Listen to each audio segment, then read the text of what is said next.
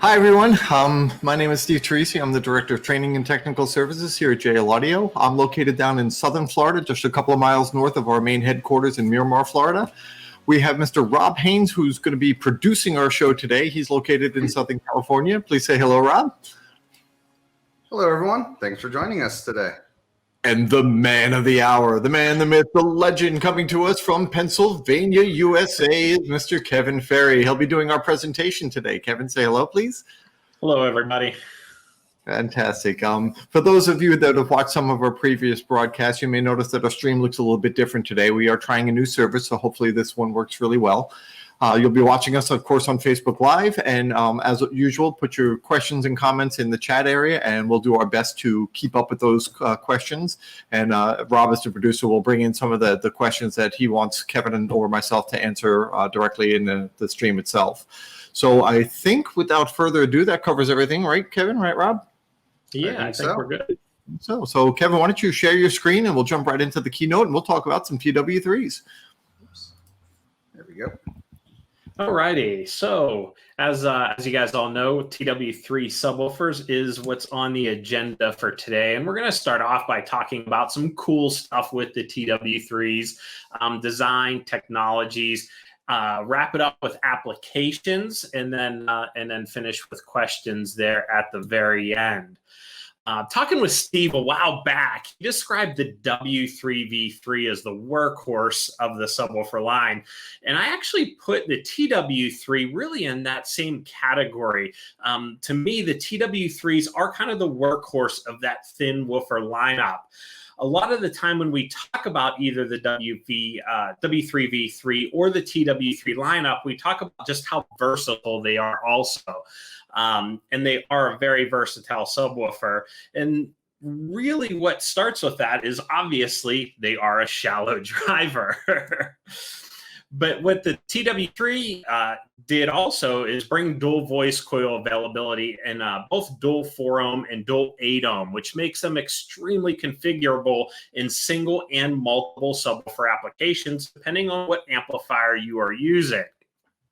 Now, I know some of you guys are going to laugh at this, but there are 2 voice coils on the back of them, and you do have to wire up both of those. So keep that in mind. You can't just wire up one and hope it works. What's that? It's only if you want it. It's only if you want it to work right. Yes, only if you want it to work right and have a nice, healthy life. Also, I thought the other voice coil was just a backup or something. I don't know. I've had people say that before. Why do they have 2 coils? I don't need a backup. You know what? It's funny. I've had people purchase and say, "Oh, I've hooked it up to, I've got the dual 4-ohm and I hooked it up as 4-ohm to the amplifier." And I say, "Well, how do you do that?" And they say, "Well, I just wire one voice coil." And I say, I might not want to do that. Let's take a look into it. So, but the nice thing is that they have them in dual 4-ohm and dual 8-ohm, so you can match them up to just about any amplifier with any numerical amount of subwoofers that you really want to get into. Just make sure that you're matching up that impedance with the amplifier that you're working with. Hey, Kevin, real quick. Yeah. We actually have a good question that came up on Facebook that I'm going to bring up right now, since we're talking about enclosures and the different voice coil options. Sacktown Steve was saying that he's running 210 TW3 D8s in a downfire and enclosure, but he was asking why the different models require different airspace recommendations. Would you like to talk about that real quick? Because Lucio. Sorry. Go ahead, Kevin. Sorry. No, that really is the deal, is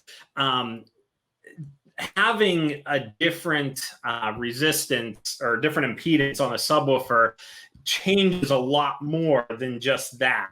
And when you take a look at having those different capabilities and different options, there is some differences within the motors that are going on or with that too. So they are going to require a little bit different airspace. And normally people would just say, you know what, you just put them in this airspace and it'll work fine.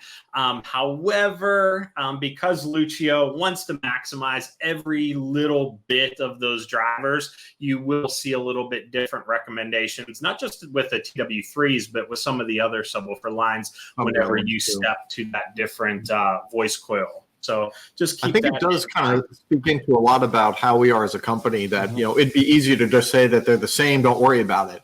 But if we can make a recommendation that gets you better performance, we're going to. And if I may, there was another question that had come up that was sort of related to this about, like, what if you don't get it dead on spec? And as Sacktown Steve was saying, he was about 14 or 15% over the normal recommendation. And I had put a comment in there real quick that they're fairly forgiving. You know, you can get away with a little bit of fudge one way or the other. Of course, we want you to get as close as possible, but depending on the vehicle, a larger or a smaller box may be even better than our normal spec box. But that's why our tech team's there for you. If you ever need that kind of guidance, hook up with them. They'll give you as much help as they possibly can. So. Yeah, that's actually what I was going to get into here is when we take a look at some of the specifications, and I just put the general ones on there. For the specific woofer that you're working with, make sure that you check online or check your manual. Make sure that you're using that specific airspace for that specific driver on there.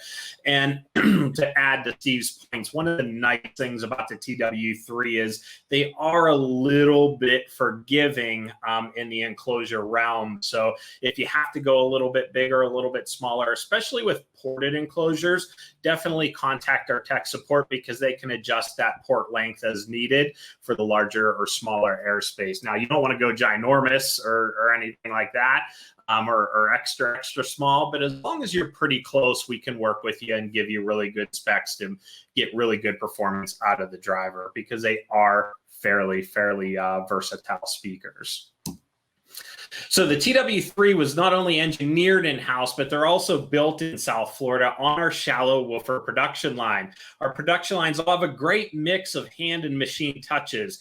This picture here really shows and kind of gives a real good visual description that when it comes to assembling the drivers, it really is mostly all done by hand.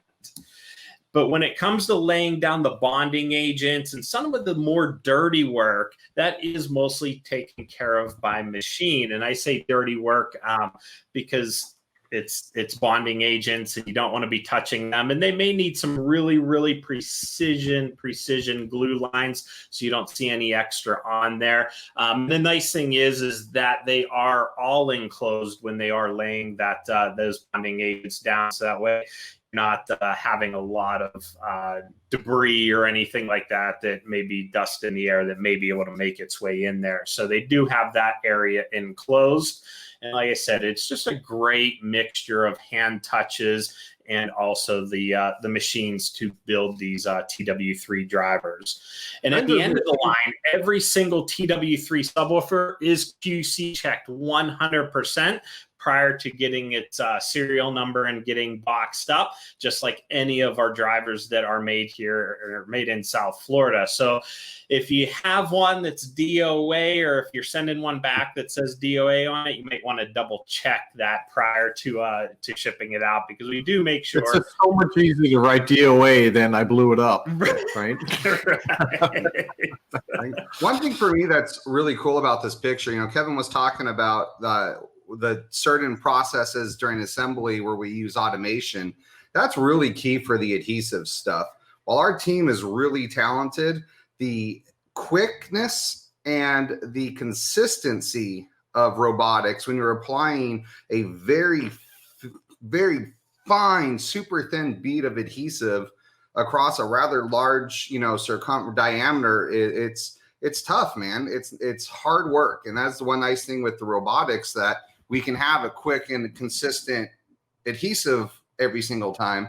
But as Kevin will show you in some of the upcoming pictures, there are certain aspects, especially during TW3 install, it's all about skilled hands, and that's where our team really excels.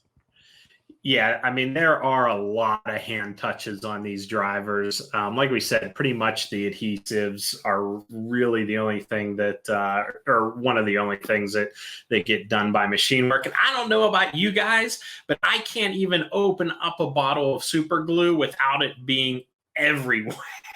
So, and I know our teams that are working on the lines are way more skilled than me, but it is nice to have that type of work done by automation.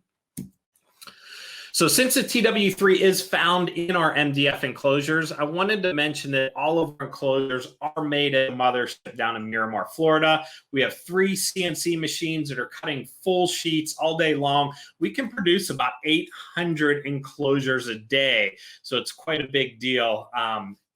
That goes through. And this tells a lot also about kind of what we do as a company. If you take a look at the big yellow arms over there, they're actually vacuum lifts. So nobody's lifting up full sheets of MDF by themselves or anything like that. You can see that the cut pieces and ready to go on are all on movable dollies that can lift up and down. We really try to make it as easy as possible whenever we're working with some of these larger, heavier materials. It really helps out back there. And just to say the change, we've added some tiling from the ceiling to help with noise. A larger dust collection system and stuff like that too. So there's a lot going on down there when we talk about our wood shop. But we still do have a table saw down there where we do some hand stuff, and we still have some hand routers and all of that good stuff for some smaller pieces when we need to get into it too. Here you can see the enclosures being assembled. These are smaller ones. However, the concept really is the same. For the larger enclosures for TW3, they are done in the exact same process. And this photo kind of gives you a good idea of that process of how our MDF enclosures are laid out. So once they are cut on the machine, they're actually brought over and carpeted, and then they're laid on the pallets and then stored up above until a work order comes through. And then once that work order comes through, they're pulled down and then actually assembled. And that really helps us save some space. Space is at a premium. So we are able to save some space by storing those enclosures completely flat. And once that, like I said, that work order comes through, we're able to assemble them and then go ahead and send them over to get the woofer loaded into them. And then actually we'll do a full test of that loaded enclosure once it's all finished too. And we'll test the driver once again. So any loaded enclosure driver gets tested twice. And then we'll also listen to the enclosure for any type of leaks or rattles or anything that shouldn't be going on with it too. So just nice QC checks and build quality along the way there. Now, our fiberglass team, we can manufacture around 100 different, or we do manufacture around 100 different enclosures, including the big Gotham subwoofers. If you guys not familiar with that, check it out online. But Stealth Box is the majority of them, and we're able to produce a couple hundred Stealth Boxes a week. All Stealth Boxes, from laying the matting down all the way to final testing, is 100% done in Miramar, Florida, and it is one of the staples of our company. Going back when I first started getting into car audio in the, I won't say what time, but there's a Stealth Box for a 95-ish F-150 that went in the center console with a single 8. And it was one of my first enclosures getting into the car audio realm of Stealth Boxes and all of that good stuff. So they are a staple of the company, been around forever. And our fiberglass team and our fiberglass shop is awesome. The way we do this is actually the same way that they manufacture boat hulls. So the RTM, or resin transfer deal, is the same exact way that they make boat hulls. So it's a very, very nice way, very efficient way, where we push the resin in and then vacuum it out, so that way it gets all through the mold and gets all in the fiberglass matting and gets it all taken care of very, very thoroughly. And then again, self-box drivers actually get double checked once the driver itself is all built, and then once it's mated with the finished enclosure, and we listen to the self-box enclosures again to make sure there's no rattling or air leaks or anything like that prior to giving them the go and getting them packaged up and getting them out on their way. Now, you will find a lot of different drivers in applications in stealth boxes, but the TW3 is a huge part of that stealth box program.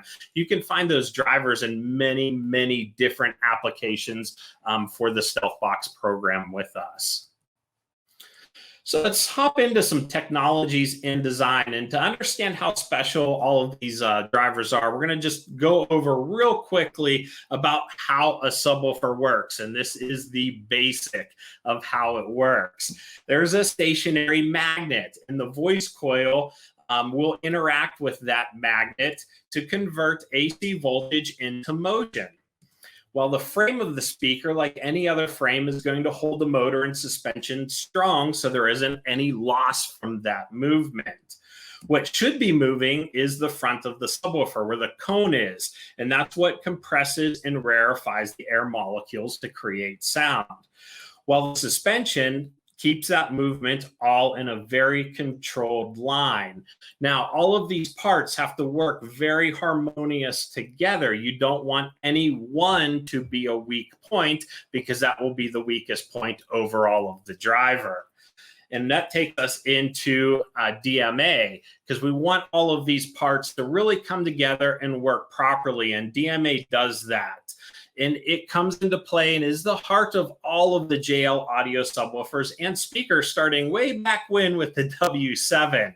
And it's a specialized program that is a finite element analysis. And basically what that means is it goes through and gives us the ability to look at all of the parts on the motor structure and see how they are, the motor itself, and see how they are going to work with one another. And that's extremely important. Now, our program takes it one step further.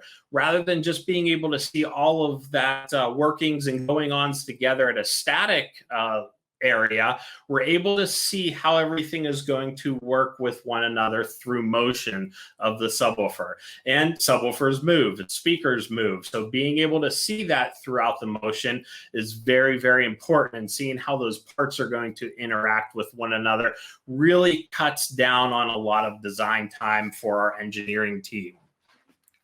So once we have a motor assembly that looks really good on paper, we'll go ahead and build one, test it out, and then most likely make some changes here and there to the design, and then make another one until we get one that we are completely happy with. One minor tweak on that, Kev. We usually make dozens, and then we'll break in the whole batch of them, and then we'll take measurements from the whole grouping and make sure that everything's working the way we want. But very much to your point, though, we theorize first. We come up with some ideas, and we run it through our modeling software to make sure that those ideas will actually, have a chance of working, and then ultimately we'll build it based on that design and ensure that it actually does perform the way we intend it to. And it's very iterative. We do go back and forth to make sure that we're getting everything we can. But as Kevin mentioned, with the DMA modeling, we can really reduce the number of iterations and get a better product faster than ever before. And as he also mentioned, we started that with the W7 development process many years ago, and we now use that on development of every single woofer product that we make. So from a mid-range driver all the way through to the largest speaker. So that is it's been a core element of our development process ever since we developed it 20-something years ago. So good stuff, Kevin. I was avoiding that 20-something year ago. Oh, embrace it. It's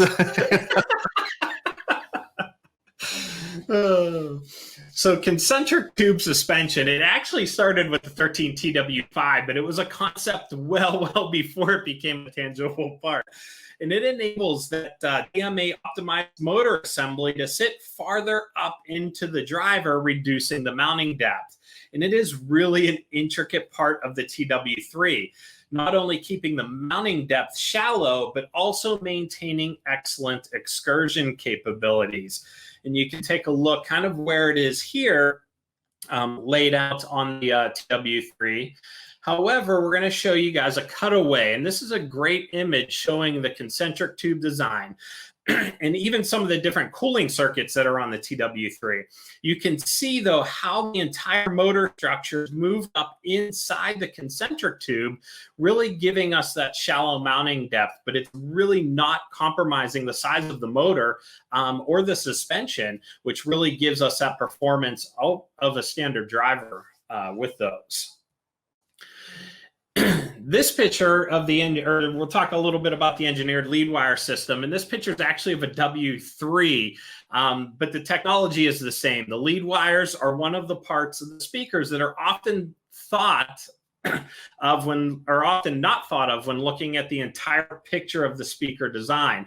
A lot of times when you're looking at the motor structure, people focus on that. People focus on the surround or how big the magnets are on it and all of that stuff. And the lead wires kind of get left behind. But by incorporating them into the design, it really ensures that the tinsel leads will not prematurely wear or cause any unwanted issues. Like if they're woven into the suspension, that might add some limitations to the driver or shorten the lifespan.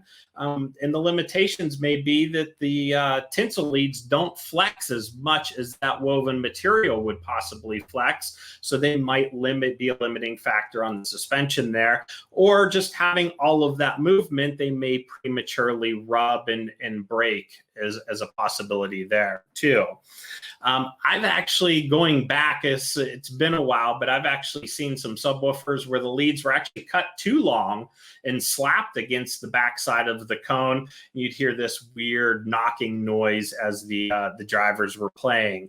So by using this engineered lead wire system, we have the tooling there. We're able to cut each lead wire to the specific length every time.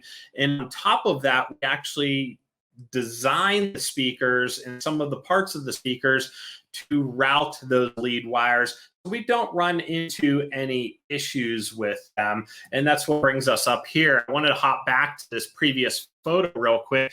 It also does a great job at showing how that engineered lead wire system works in conjunction with that. So you can see right there would be the specifically cut lead wire that is cut on tooling, just like we showed in the previous side there, or laid out with tooling, just like we showed on the previous slide there. But we also design the entry and exit support structures molded into those terminals so that way they don't prematurely fail either. You have a lot of motion going on there, and you don't want anything to break or bend or wear over time.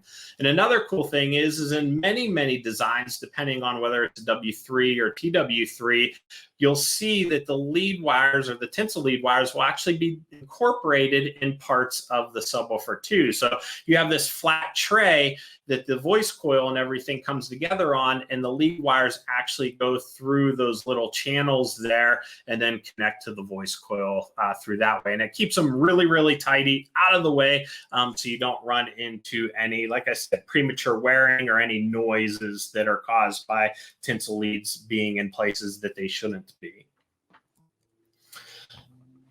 So the ear. Okay. Kevin, real quick, that image, if you could go back one slide, sorry. I couldn't get to the mute button fast enough. There's some subtleties in there that I think are really key. Back to the lead wire system slide. When the slide, all right, there we go. So in the you'll see in the center of the screen is the voice coil, the copper looking thing. Obviously the speaker's upside down. If you look just to the left, like, northwest of where the coil is, sort of where the arrow's pointing, you'll see a little white circle. Those little white circles, when we do production, those little circles will show up in different parts of the speakers that we do. And it's all I call them alignment tools. They're ways that our operators can actually make sure that things are properly oriented, because it's very symmetrical as you look at the backside of that. So to make sure everything's going to line up right.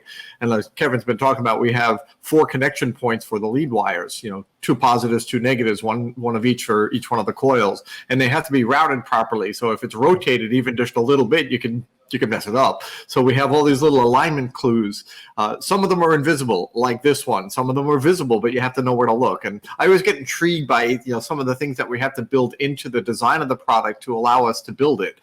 And when you do it, when you do in-house manufacturing like we do, you get to see a lot of those things that normally you would never see, the behind the scenes things. And the image that Kevin shared with there, I think it's a good talking point to be able to show that there's a lot that goes into actually building a speaker, more than just putting the parts together. There's certain fixturing that you need and certain tricks that you need to make sure you're doing it consistently, and to a high degree of accuracy. So that's all. I just wanted to, I like pointing those things out. So. Yeah, I really dislike using the same photo twice in a presentation, but that was such a good photo showing multiple parts of the driver that I wanted to hop back to it and take a look at it. And it's just interesting to see how those are laid out. And like Steve said, this is the driver facing upside down on some tooling there, and then you're looking at the bottom of the driver there. So just a real cool look at how things going on.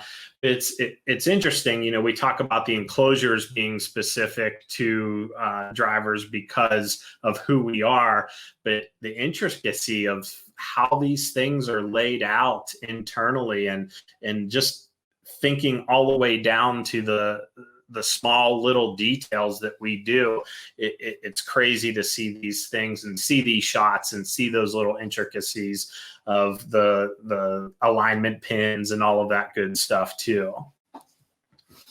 So let's talk a little bit about the tabbier design on the TW3. We use the tabbier design to maximize the piston area of the subwoofer when we talk about TW3. Very, very similar to TW5 on there.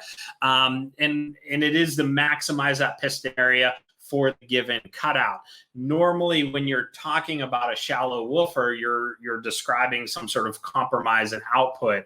Well, with the TW3s, we wanted to make sure we gave them as much piston area as possible, so there wasn't that compromise in output on there. And the tabbier design really allows us to do that. It still gives us the same height and same width as what a standard W3 10-inch or 12-inch subwoofer would be. And we'll take a look at that right here.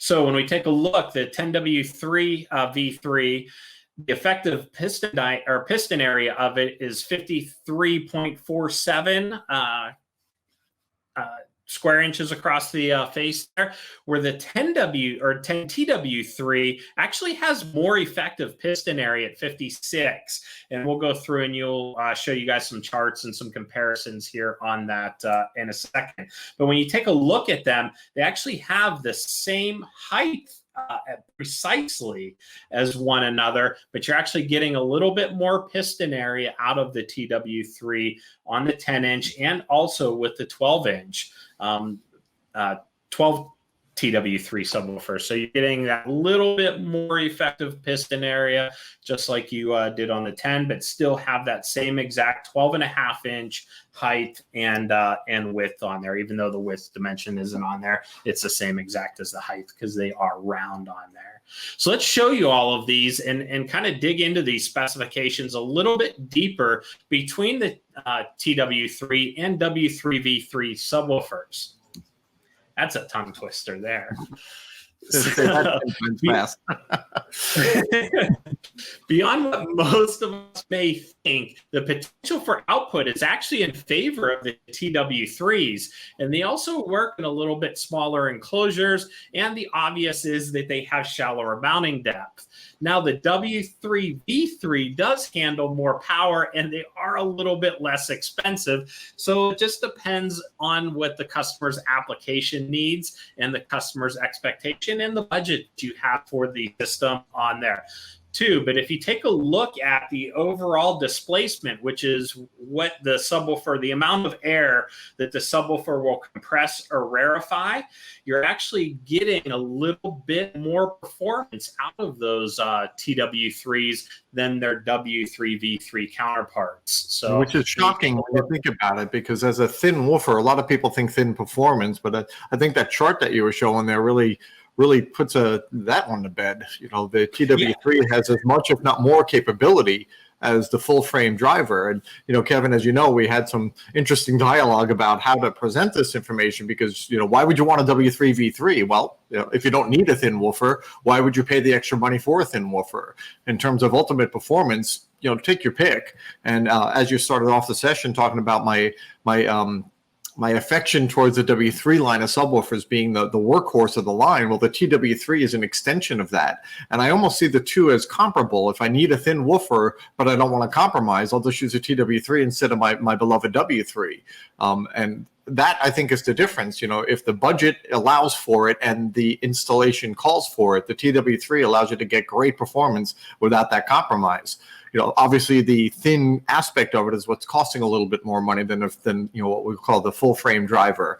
But if you have the room, you don't need the thin. If you need the thin, we have a solution without compromise. And I think that's where the story really comes to the boil. If you need it, don't hesitate to use it. It's going to rock just as hard as that full frame woofer would. But now it's just in a smaller package, and there you go. Yeah, good point, Steve. And power handling is sometimes a big thing for people. Sometimes they like that little bit more power handling that's on there too. So there are some good things with both of the drivers, and it just depends on what you need for the customer, what the customer's budget even entails. Even though it's a small difference, if you're putting 4 of them in, then that small difference becomes a much larger difference too. So keep that in mind. So we're going to go through and talk a little bit about comparisons throughout the shallow woofer line here. So as you can see, the TW3 has less mounting depth than the TW1, but it is a bit deeper than the TW5. However, the excursion capabilities track along the lines there.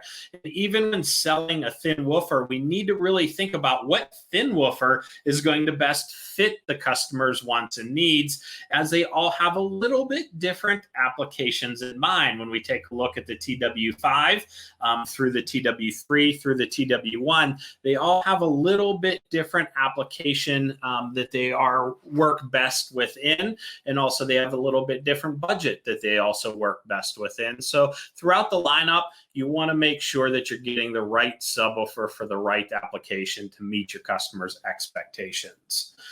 So, like we said earlier, the TW3 is the workhorse of the line in the shallow woofer line, and it is that extension of the W3V3. And we can see that really looking at the specifications when we're comparing them throughout the shallow woofer lineup too. The 10 TW3 actually has more output potential than a single 12 TW1. Now you do have a little bit more area that the 10 TW3 is going to take up, depending on how much width you have, because the tabier design on the TW1s is designed to get them nice and close and tight to one another.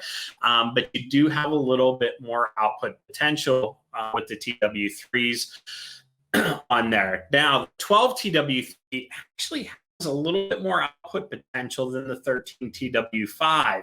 And again, it really depends on what you're looking for, what your customer is looking for on there. Doesn't have the power handling on there, and it's not quite as shallow as the TW5 is also. So there's some pros and cons as you go through the line, but really that TW3 is that meat and potatoes, that feel-good driver that is very, very versatile. It's not quite as thin, but it does give you a lot of performance on there too. So, and one thing I do want to mention here also is when we take a look at some of these excursion capabilities on here, one thing we do internally with engineering is we make sure that that excursion layout is completely linear when we talk about these numbers. So a lot of times when you see some of these numbers, they're not a linear number. You might come out 0.6 of an inch, but when you come back in, it might start slowing down when you get close to there. We talk about our numbers, that is linear. So that is your complete effective excursion range. That everything's going to sound really good. Everything's really going to hold tight through that range. And that's a very important distinction to talk about too. So this is kind of the fun part. We use the TW3s in many different applications, which we'll go through, but also seeing all of the custom applications that were sent in to us over the past week. We really appreciate the support and the pride that has gone into placing these TW3s into vehicles. You guys have done an awesome job. It was actually extremely difficult to sit down and pick just a handful of the applications that you guys had sent in to us. So keep it up. We really appreciate it. And Rob, myself, and Steve sat down and we just kept saying, wow, this one's really good. Wow, this one's really good. And so it took us a little bit of time to narrow it down to a couple. But before we get into those custom applications, I actually want to talk a little bit about what we have to offer. We have the Pro Wedge, which is a dual, which is offered in a dual 12 TW3. And the dual 12 TW3 is extremely compact and a little over 16 inches long. And the opposing dual drivers really help to cancel vibrations and movement of the enclosure during higher output. And I got a little funny story about one of these things. We were in the office about 2 years ago, I want to say, and we were working on Steve's Jeep, and Steve had a custom enclosure in there, and it was a great enclosure, and we were taking some measurements on it, and we saw something that was a little funky, and we just wanted to try a different subwoofer, and we had one of these sitting in there, so the guys were nice enough to say, hey, Kevin, go grab that one, and then I go to lift it up, and it weighs about 30, 40 pounds on its own, so I didn't realize that, and I had to grab somebody to just give me a quick hand on unloading that guy in nicely into Steve's Jeep so I didn't take it across the back of his deck there.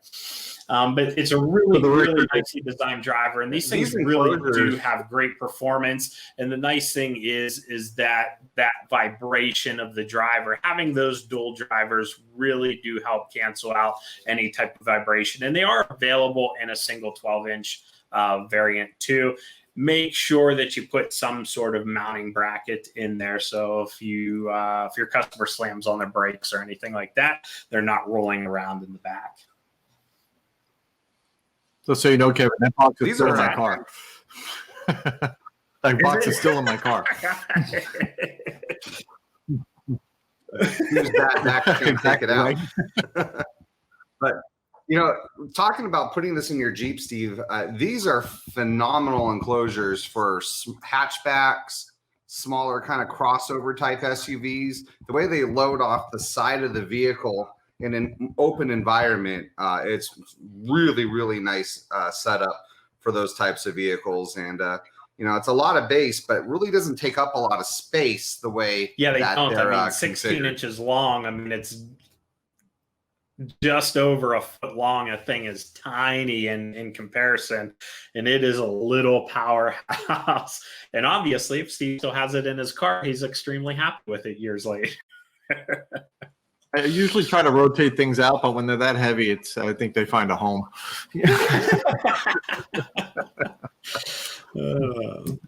So some of the other options that we have are the Power Wedge options in there too, and they're available in a single 12-inch and a single 12-inch, and you can get them in the truck style box, or you can get them in a basic square or rectangle enclosure on there too. So, and they can fit in many places standard depth subwoofers would not be able to fit in, which is really nice. And the carpeting, everything on these is extremely finished. They look great. They sound great.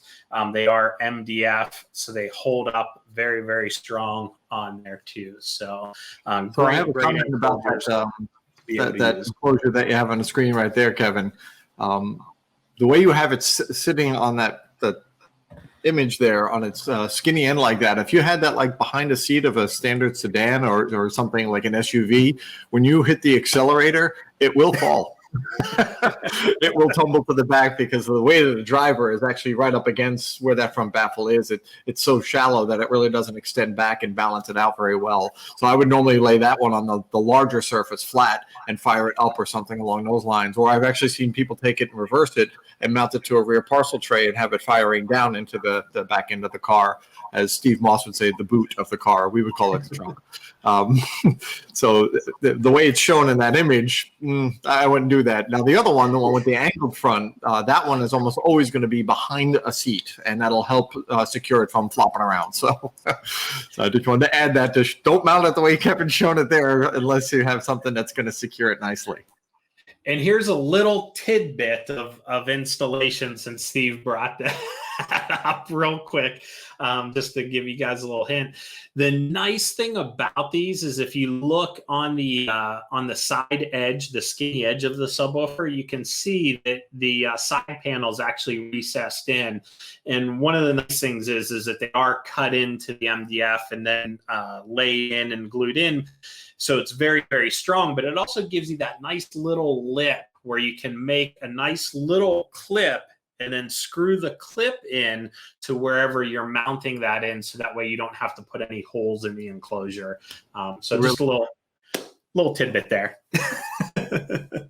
I've done it a few times. I actually have the file set up on my CNC machine for clips for that now, to be able to just bang out. So showing a 15 Camaro here with the stealth box. I put many different applications and many different configurations, because if I tried to list every single application and configuration that we have for stealth boxes with TW3, the font would be smaller than any of us could actually possibly read. So I just put many different applications, many different configurations.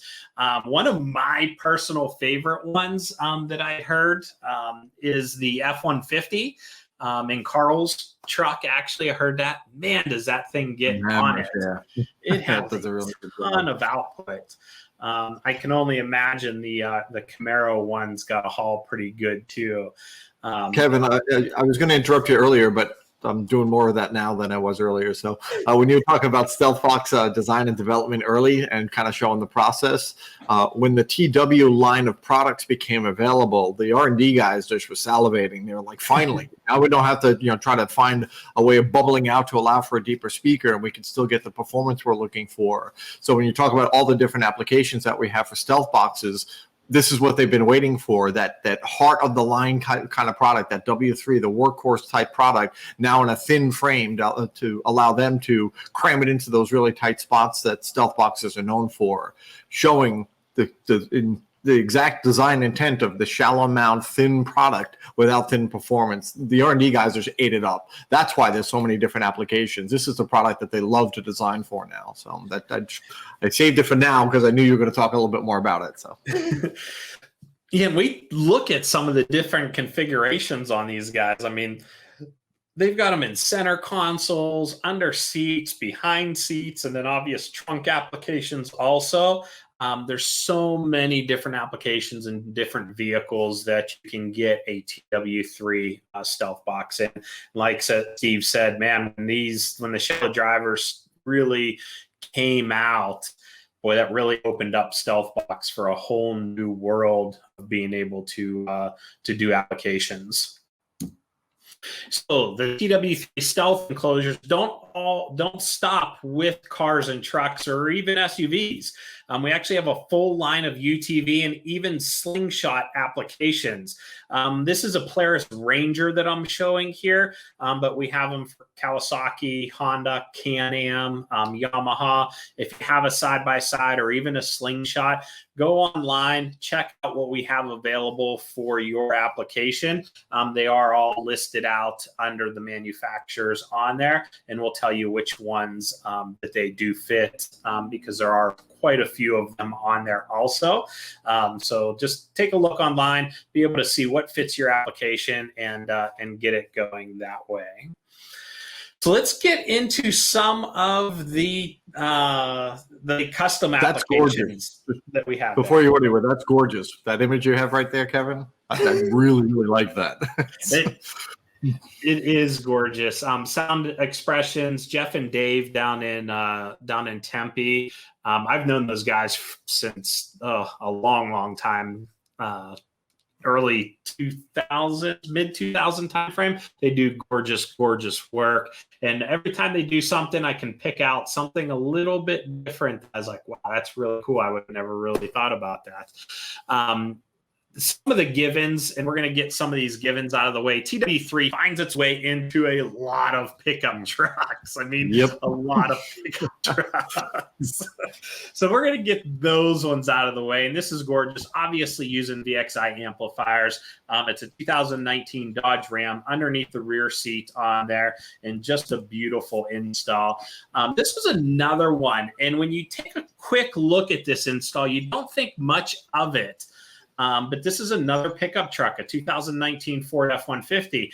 But when we think about that platform, almost all the time we're putting those subwoofers underneath the seat, not behind the seat. So it's pretty cool to see them behind there, which leaves the storage tray underneath the seat to be able to still have use of it. And one of the things I liked about this one was the rings around the subwoofer. They're recessed in, and then they made rings to look exactly like the outside diameter of the subwoofer, but you don't have any of the mounting screws or anything like that. They're really recessed in. The key point that you brought up there, Kevin, is that they are recessed in to allow for the excursion. So normally, if you just look at that, it looks like the normal frame because they did a great job mimicking the Tabir design. But what they did was they pushed the speaker back to allow for the excursion capability. So when the seat is up, the speakers don't hit the back of the seat. It's a brilliant execution, wonderfully done. It's a really, really smart, well done install there. I'm glad you included this image. Yeah, you don't see any circles. You don't see any circles on the back seat. No, not at all. A common question that comes up is obviously with the Tabir design, the TW3s require, especially if you want to recess them, it does require a little bit of extra work. So if you're ever in need of a template or something to do this type of work, Mobile Solutions a few months back actually came out with a complete line of TW3, I think TW1, TW3, and TW5 templates. So you can properly router out the TW3 opening. It gives you another template for a flush mount option. So, if you're interested in doing this type of work, those are some good templates to really look into from Mobile Solutions, not far from them in Tempe. Yeah, right around the corner from them. All righty, let's move on. So this one's an underseat dual 12 TW3 enclosure. This is Del Martin from Complete Customs. You can see the subs through the windows there. And this one is an underseat subwoofer enclosure that they are down firing in. It's another gorgeous install.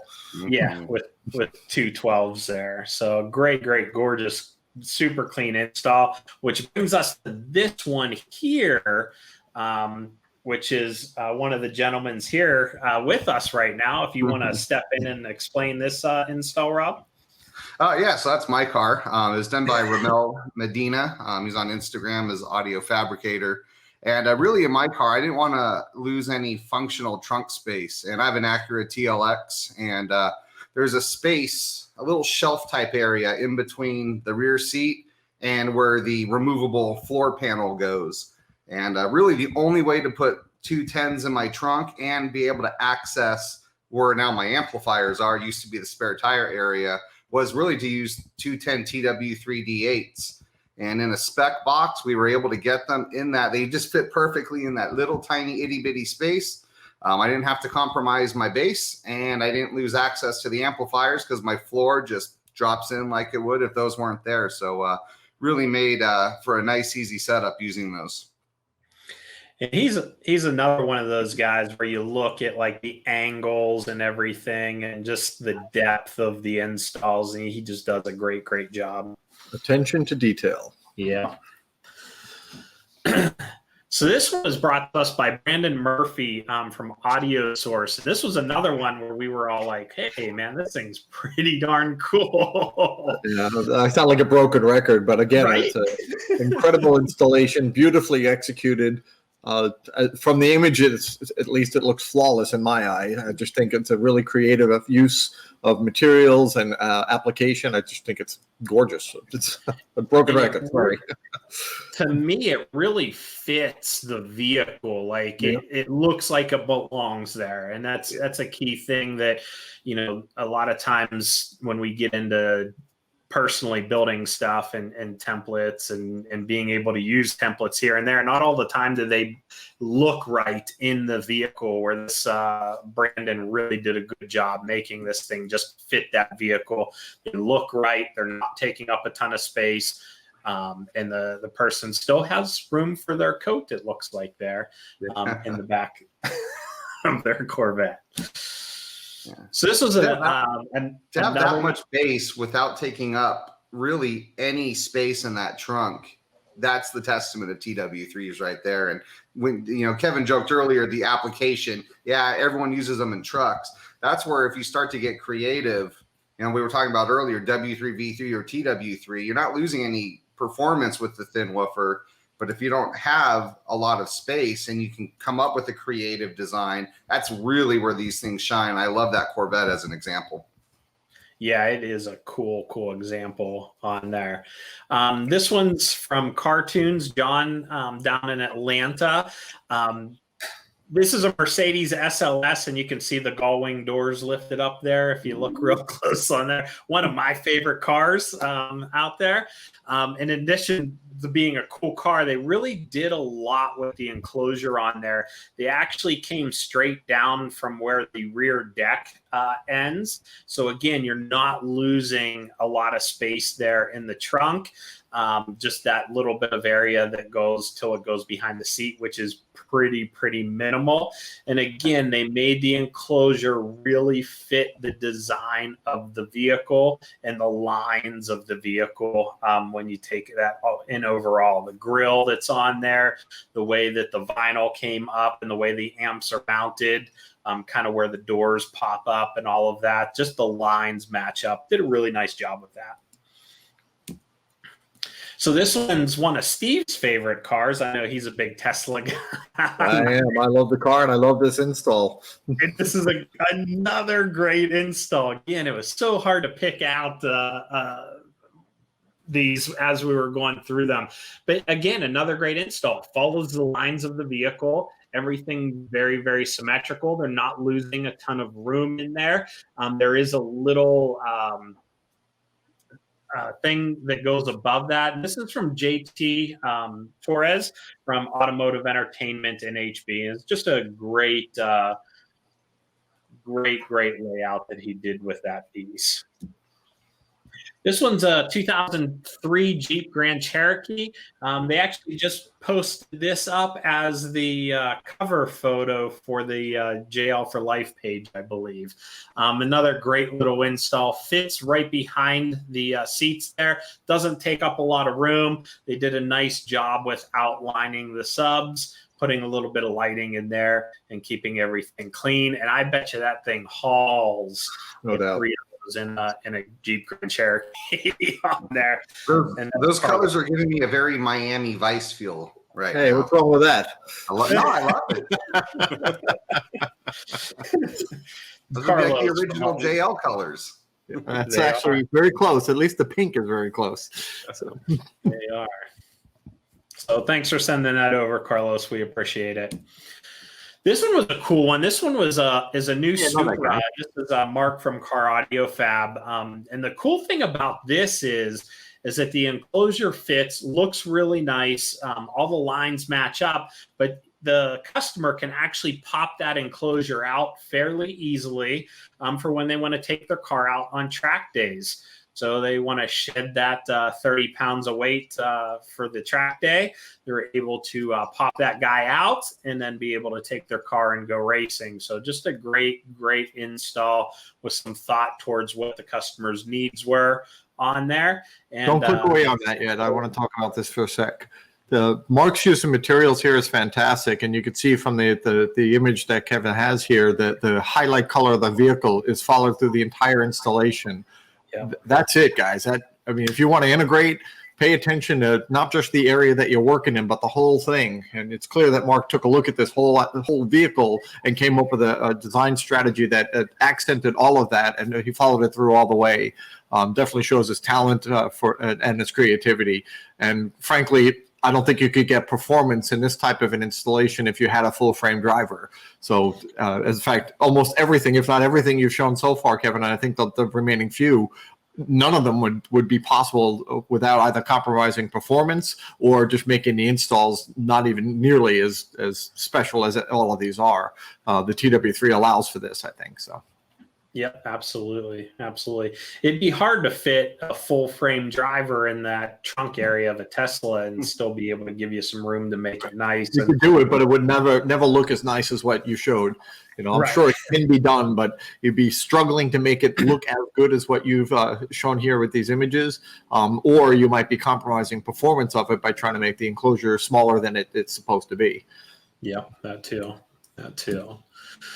So these are a bunch of really cool trunk enclosures also. Again, I wanted to try to stay away from the trucks as much as possible. We showed a few at the very, very beginning there, but since it is such a common practice, I wanted to come outside of the box a little bit there and show some different enclosures on there. And these are all great installers, great people that we've dealt with.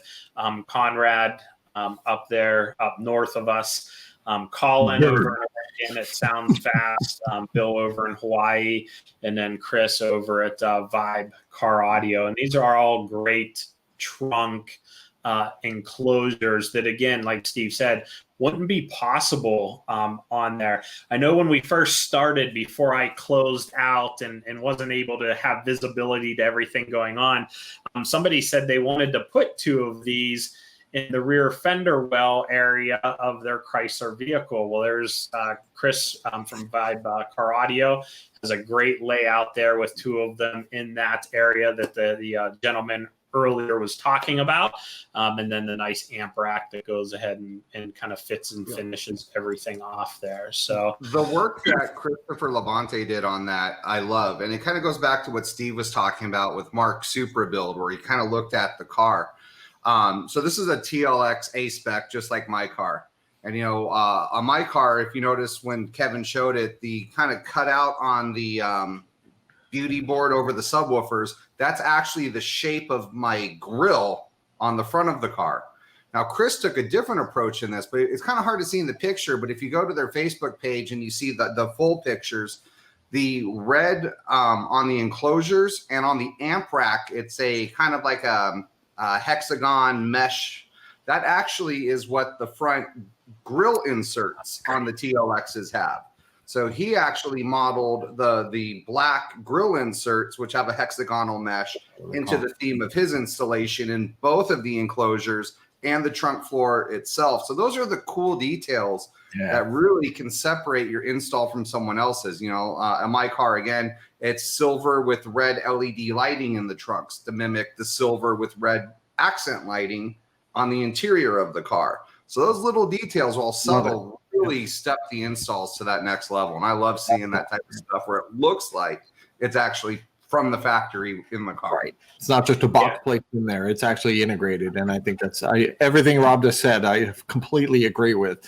Let's focus on making it all look good, but make sure it also sounds good. Yeah. That one that Colin did, that's an Audi hatchback, big one, the 7 Series.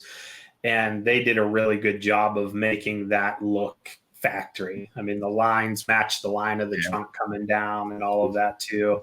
Not flashy, not showy, just nice, clean install. I actually watched the build process on that. They did a stack fab enclosure through the back of the panel there to get the airspace that they needed to get the proper workings of that TW3 driver. Actually, you brought up Audi, and there was a guy asking, why don't we do a stealth box for an A6? Questions like that always go into our tech department, and they'll get it on a list in R&D. Can't say we're going to do it, but that's usually how we help determine what we're going to build is based on feedback from customers. So we'll share that with them. But if you guys have interest in a particular vehicle, get in touch with the tech team, and again, no promises, but that we do like to gauge interest from the market. You brought it up, Kevin. It was your fault. All righty. So let's recap here. The TW3 has just as much, if not more, output potential as most of the regular subwoofers in its realm. When we take a look at this, including the W3 V3, we talked about that they're very, very close to one another. So you're not compromising that when you're stepping into that shallower mounting depth there. They are all engineered, designed and built in Miramar, Florida. Like we said, you're not compromising your performance there. And the TW3 is probably the most versatile subwoofer in the TW lineup. Like we said, it is that meat and potatoes, or the workhorse of the thin line driver, the TW line of drivers there. Just a great subwoofer, great performance overall. Extremely impressive. If you haven't heard one, go to your local dealer, take a listen to them. They really do get on it and are extremely impressive for a regular subwoofer, let alone a woofer on there. Agreed. Excellent job, Kevin. Thank you so much. I guess we'll open it up for Q&A now. Yep, sounds good. We're up to Rob. So I know there's a bunch of questions. I did my best to try to keep up with the chat. It was pretty active there for a while. There was one that came up that I wanted to talk about with the group. Sacktown Steve was asking questions about installation and application for some TW3 product that he's worked with. And one thing that he brought up was, is this the one, downfiring potential for chuffing? That's the one I wanted, yeah. So what he's talking about is you could hear air movement that's associated with the woofer moving, but it's probably not the woofer itself. One thing that I believe Kevin made a good point about is that the grill allows for proper physical spacing of the driver so that it's not going to hit the boundary closest to it or in front of it. So the grill is good for physical distancing. Social distance? No, physical distancing. But acoustic placement and the acoustic performance could be something different. And when you're downfiring, I'm taking a guess here, Steve, and I'm pretty sure I'll be right on this, but you're downfiring, there's probably two boundaries, one that's behind the drivers and one that's in front of the driver, so that the energy is going out from one aperture towards the main listening environment. So basically you're mass loading it. And air, as Kevin mentioned before, when you're compressing and rarefying the air, the compression effect, if there's nowhere for the air to go, it will try to rush into areas. So by sometimes elevating the speakers further from those boundaries, you reduce that mass loading effect and can reduce that chuffing effect that can happen in those cases. Now, I wish there was an easy way to just predict exactly what was going to happen in every installation. If there is one, I don't know it. What we normally would recommend doing is take a fairly compact pre-engineered enclosure. My go-to is our 8-inch micro sub. Not that I'm trying to sell product here, but it's a compact enclosure that you could put into these applications and listen to it to see what that distance might need to be in order to eliminate chuffing. And either there's two ways of looking at it: either maximizing the effect that mass loading can offer, or minimizing the effect that mass loading can impart on the system. So just for clarity on that, mass loading can actually enhance performance to some extent in some applications. But if you get carried away with it, sometimes you get what Sacktown Steve was asking about, the chuffing noises. So there's a delicate balance there. And by having a pre-engineered enclosure that you didn't have to build, you can actually test that location before you do your custom build. And I wanted to say that because everything that Kevin showed, all those custom builds, they could look beautiful, and they do. I know the guys that built almost all of those, and I know that they're smart enough to know that you don't go through that kind of level of installation build without testing to make sure it's still going to sound good. So that's one of the tricks that I would recommend, is use an enclosure to do a test before you go with a radical build like that. What Sacktown Steve, just to finish up the thought on what Steve was asking, he spaced off his enclosure by about 1 inch, and that was enough to eliminate the chuffing. And he seems happy with the performance. I'm kind of speaking for him now, but if he is happy with the performance, it's probably because he got rid of the chuffing and he's still getting some of the effect of that mass load from those two boundaries, pushing the energy into the listening area. So, Steve, thank you so much for the question, and I hope you don't mind waiting until now for me to actually answer it for you. So. One thing I want to add to that, Steve, is when you're looking at doing a downfiring enclosure, one thing I personally do mentally is I make sure I look at what the displacement of the driver is. How much air is it going to be pushing and pulling? And I want to make sure I have enough area cubic inch wise to be able to move that air effectively out from underneath the driver itself. If it's too thin or if it's too low and you're trying to move more air than can move out, you're gonna get weird noises on it. Yeah, so I think what you're describing, Kevin, is if you look at the piston area, the SD of the driver, and make sure your aperture is greater than that by some amount, you can minimize these effects. And that's a good strategy, but sometimes the area is a little bit hard to calculate, and sometimes you think you're close. So yeah, everything what you're saying, yes, that. Trying it is the best way, and experimenting it is the best way. But if you don't have the ability, you can do some maths, and it'll kind of help you out and get you close. But again, getting close gets you close. Right. Right. Cool. Another question that came in from Mike Gill was asking if an old school 500/1 would work with TW3s and a small Corvette hatchback. He's looking for something that's not too big and heavy. Wow. So there's the answer that we're going to give, and there's the answer that tech might give. So the truth is, and we're kind of laughing about it, but the truth is that we tend to be a bit conservative with some of our ratings, and we do that intentionally because we don't want our customers to wind up with unexpected damage. The comment about DOA, it usually comes from people dumping a whole bunch of power into the product in a short period of time, and it goes poof. It's not DOA, but no one wants to admit that they do that, right? So my answer for your question is, yeah, the 500 watts would be fine. Just make sure you set your levels properly, and our team can help you with that. Make sure your box is within spec or within that little magic window around the spec volume. To make sure that the driver is comfortable and happy. And just know that, as with all things, there are limits to everything. Back a long, long time ago, we used to do a training on proper subwoofer, powering, picking out the right power. And we would go on a bit of a rant about how speakers are like tires.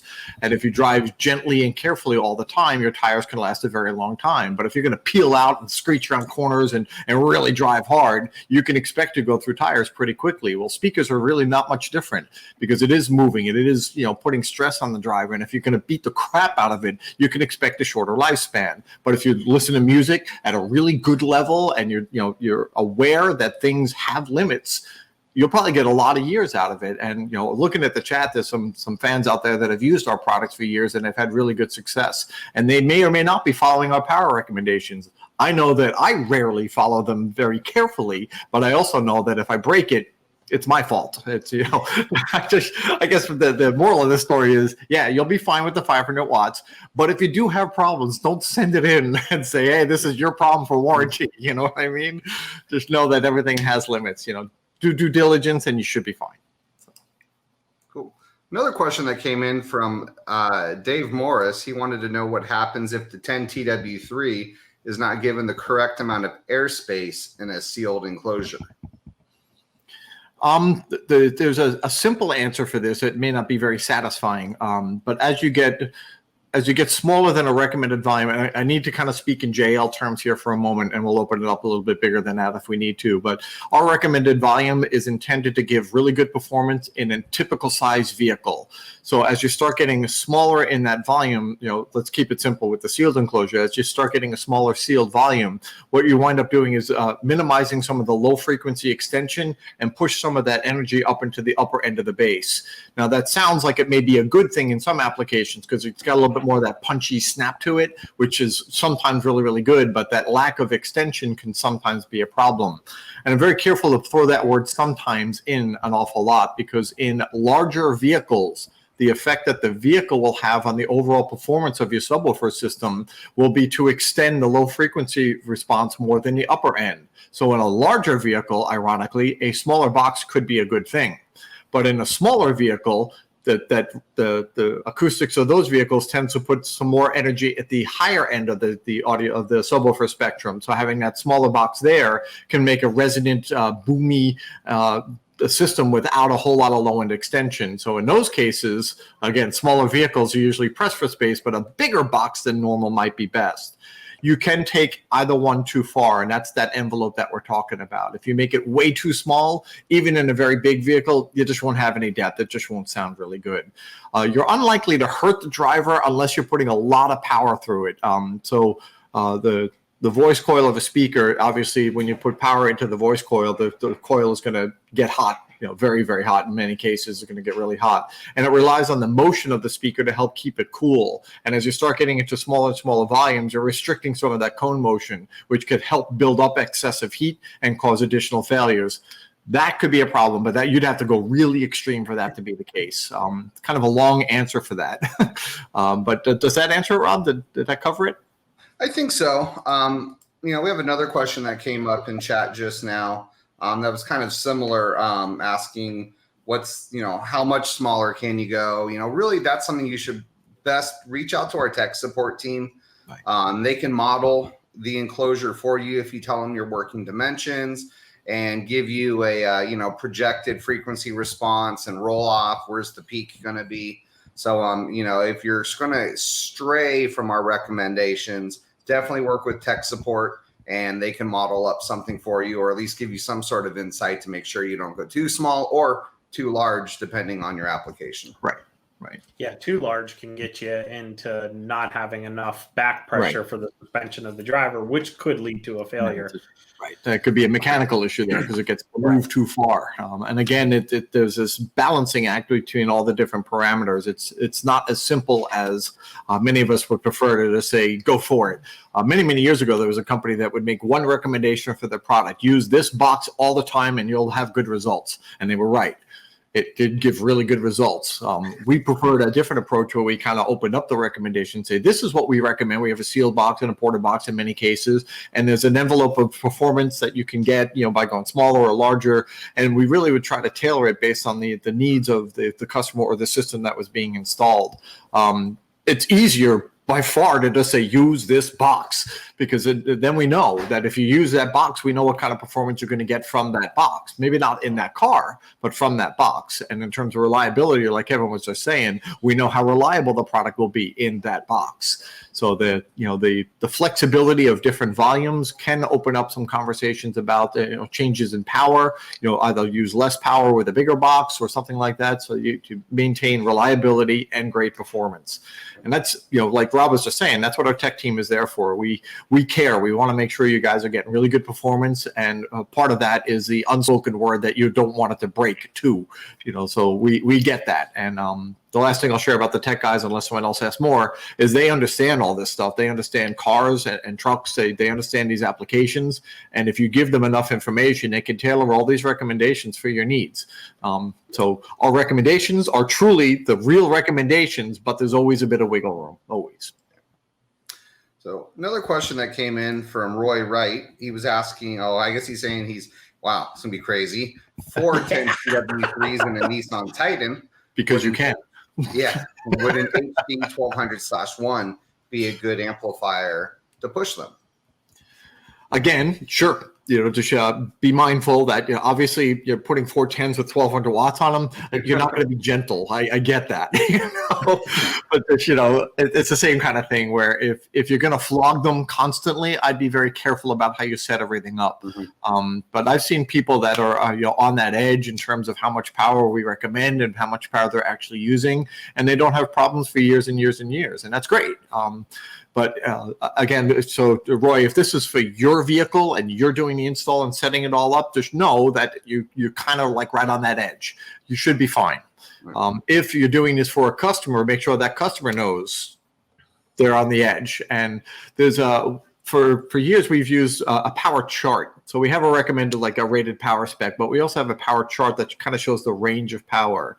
And it's at first glance, it looks like it's counterintuitive. That if you have a person, either yourself or a customer that you're working with or a build that you're doing, that they're looking for maximum performance.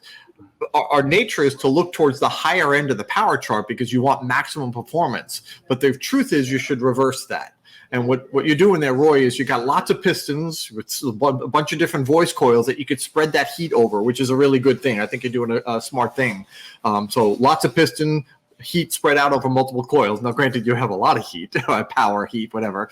But on that power chart, we have the black bars towards the end that says warranty void, right? Which means that you're in that edge, you're getting close to, we're not going to cover that because we know it was abusive. So if you think about it, if you have an abusive customer and you're pushing them close to the abusive envelope, that's not a good thing. You might want to go to the other end of the spectrum and have less power per driver and more drivers for that SPL type person, the person that's really going to flog it. Because that will, I don't want to say the word insure, but that will minimize the likelihood of a premature failure. How's that? I should be in politics, right? I also want to add in, make sure that if you are the dealer and you're building this vehicle, make sure you add in some electrical upgrades into that system design too. That's a good idea. Yeah. I mean, the HD is a great amp for that setup, but I'm not sure how strong the alternator is on that Titan, and the HDs can have the potential to pull a lot of current. So if that is a potential concern, maybe something like an XD 1000/1 V2, VXI, maybe an RD 1500/1 properly set up would ensure that we're not exceeding current. Rob, give me your email address.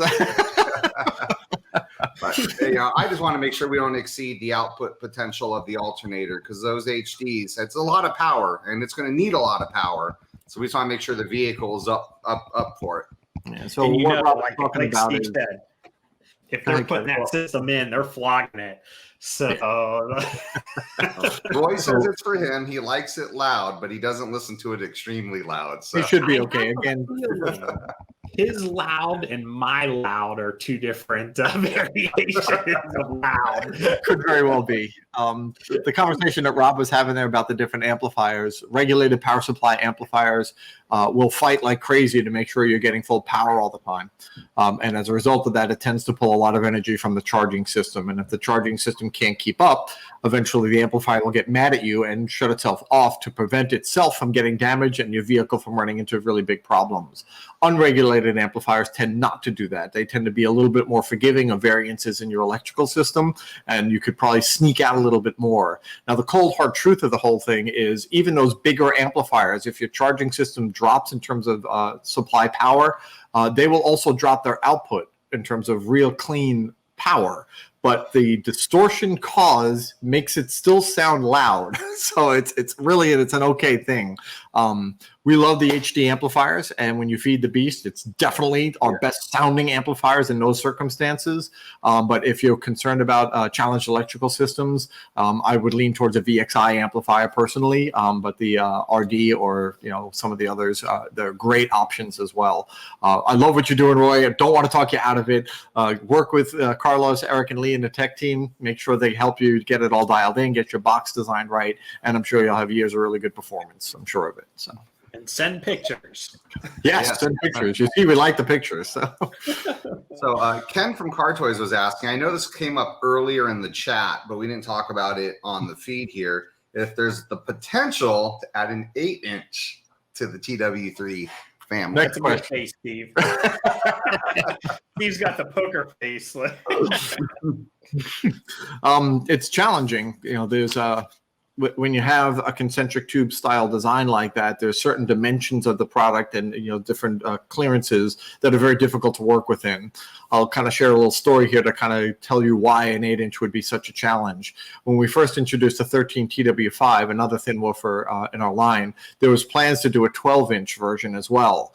And the engineering team was really working hard to give a 12-inch option because 12s are nice and 13s are nice too. So what happened there was that the way that speaker's designed, the motor structure fits inside the frame, right? And the voice coil actually goes around the motor. So what happens is as you start playing with the size of the piston and the surround and the spider and all those other moving parts, the moving mass changes and you need a certain amount of motor strength to offset that. So the coil and the magnet become your motor and you need a certain amount of strength, or the ratio between the moving coil and the not moving magnet. The ratio there, just for simplicity, has to be just right to give the performance we're looking for. So if you change the coil, you've changed the moving mass, and now the magnet's going to change, and then the power ratio shifts again. So it's constantly chasing your tail, trying to get things dialed in exactly the way we want. And after many, many, many, many months of trying, Ultimately, the question came up, why do we need a 12 anyway? Because it was really hard to get it done. And the answer was because it will fit in more applications. So the engineer said, well, what if we did something different? What if we changed the design and did a 10 and a 12 inch instead, because those will fit in more applications? And hence the TW3s were born. They modified the design. Instead of the coil going around the motor, it has a more conventional voice coil that goes in the center, and it gave us a little bit more of those tolerances that we would need to get the ratios, again, simply put, get the ratios exactly where we were looking for it. But now as you start going down to an 8-inch frame, those tolerances again will become an issue, and we might wind up with some type of compromised performance. I will never say never, but it'd be very unlikely that we'll come out with an 8-inch in the TW3 lineup. However, the 10 TW1 would be an interesting comparison to any 8 you might be considering. Yeah. So I know our topic today was TW3, but the 10-inch TW1 is slightly larger in terms of piston size than what a standard 8 would be, but the mounting depth is going to be almost exactly what you're looking for in terms of a shallow, the whole working depth of the product. So again, it's not the answer you're looking for, and I apologize, Ken, for not being able to say, yeah, we'll do an 8, but it's unlikely we will, but there are other solutions. And for us, as Kevin mentioned at the beginning, and we've touched on throughout, our products are really based on application. So let's not look at the size of the driver or even the dimensions of the driver. Let's find out where you're trying to get base, and let our tech team or us help you get a choice of subwoofer that'll give you the performance you're looking for from the application that you're trying to get it in. I think that's a better approach than saying, how do I make an 8 fit or a 10 or a 12 or a 13? Right? So does that help? I think so. Okay. What else we got there, Rob? You see anything else come through? That's pretty much it from what I can see. Cool. All righty. Some good dialogue in the chat today. So thank you to everyone who was participating there. We really love getting the feedback and the questions like that. It helps drive the content, and I think it helps everybody, not just you specifically. It helps all of us. I know it helps me. I know Kevin and Rob really appreciate it, and the tech guys also appreciate hearing what's going on out in the field. So use them. Abuse them. We do. So if there's no other questions, I'll just kind of close it out. First of all, Kevin, thank you so much. You did an awesome job at the presentation. Rob, your producer skills are pretty good, man. I think you got a good career. Huh? So as we often say, thank you so much for attending our session today. If you have any suggestions of future content that you may want from us, please let us know. We're looking to give you the content that you're looking for.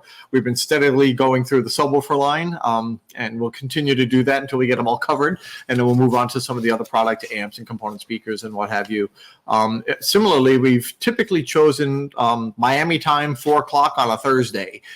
We just chose that because we seem to get good attendance. But if you guys feel that there's a better time of day or a better day of week that would be a little bit easier for you to attend, let us know. Again, I can't promise that we'll be able to accommodate you, but knowing what times work out better for people gives us more flexibility in what and when we can present content for you. So unless those last few comments need some attention, I'll again thank you for your time and attention, and we'll catch you the next time.